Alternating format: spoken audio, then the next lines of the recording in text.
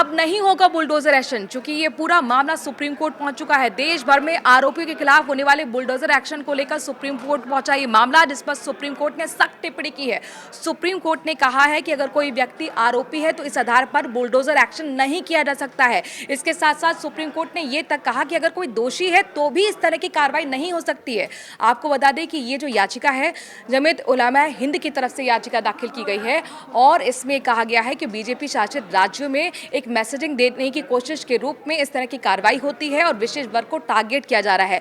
इसमें शिकायत यहां तक की गई है कि जो आरोपी पक्ष है उसको अपना पक्ष रखने का मौका नहीं दिया जाता, यानी कि जल्दबाजी में इस तरीके की कार्रवाई होती है जिसमें कानून को जांचे परखे बिना एक मैसेज देने की कोशिश के रूप में इस बुलडोजर एक्शन को बताया गया है याचिकाकर्ता की तरफ से याचिका के अंदर।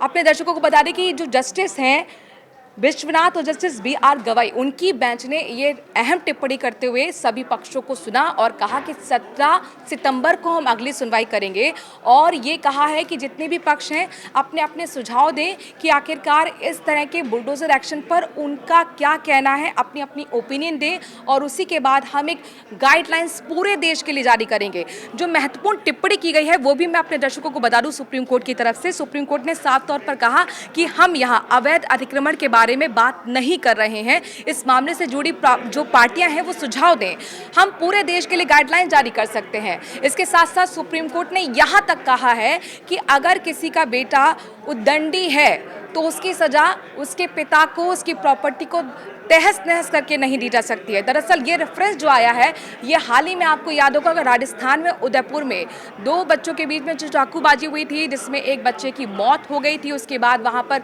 काफ़ी हिंसा फैली थी, आगजनी फैली थी और उसके बाद जो आरोपी था उस बेटे के घर पर बुलडोजर एक्शन हुआ था। चूंकि बताया गया था कि वन विभाग की ज़मीन पर कब्जा कर अवैध तरीके से उस मकान को बनाया गया था। प्रशासन की तरफ से नोटिस जारी करने के बाद उस मकान को ध्वस्त किया गया था।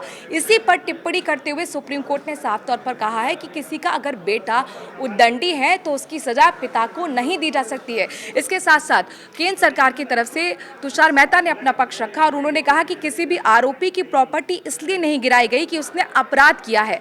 आरोपी के अवैध कब्जों पर म्युनिसिपल एक्ट के तहत कार्रवाई की गई है। आपको बता दें कि 3 महीने के अंदर 3 बड़े बुलडोजर एक्शन हुआ है, उत्तर प्रदेश के अंदर, मध्य प्रदेश के अंदर और इसके साथ साथ राजस्थान के अंदर।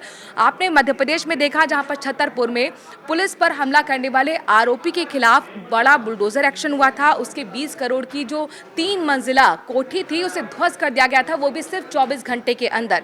इसके साथ साथ यूपी में भी 2 मामले सामने आए थे। मुरादाबाद में जहां पर एक विवाहिता के अपहरण की कोशिश के आरोपी के घर को तहस नहस ध्वस्त किया गया था, बुलडोजर एक्शन किया गया था। बरेली में रोटी के विवाद में पीट कर एक शख्स की हत्या तक कर दी गई थी। उसके आरोपी के होटल का मालिक जो बताया जा रहा है उसके होटल को भी ध्वस्त कर दिया गया था। बुलडोजर जो कि न्याय का प्रतीक बन चुका था, ना सिर्फ उत्तर प्रदेश मध्य प्रदेश बल्कि हमने हाल ही में 2 सितंबर को भी देखा था किस तरीके से 2 सितंबर नहीं अलग अगस्त का ये महीना रहा होगा जब आपने देखा कि उदयपुर में 2 बच्चों के बीच में जो चाकूबाजी हुई थी वहाँ पर भी आरोपी के घर को तहस नहस कर दिया गया था, बुलडोजर एक्शन हुआ था। चूँकि बुलडोजर एक न्याय का प्रतीक बन गया था और इसी को लेकर सुप्रीम कोर्ट ने कहा है कि कोई कितना भी बड़ा दोषी क्यों ना हो, आरोपी हो, उसके घर को, उसकी प्रॉपर्टी को बुलडोजर एक्शन के तहत ध्वस्त नहीं किया जा सकता है। 17 सितंबर की यानी कि आने वाली जो अहम डेट है उस पर सुप्रीम कोर्ट आखिरकार क्या अपनी गाइडलाइंस देगा, ये बहुत महत्वपूर्ण होगा देखना।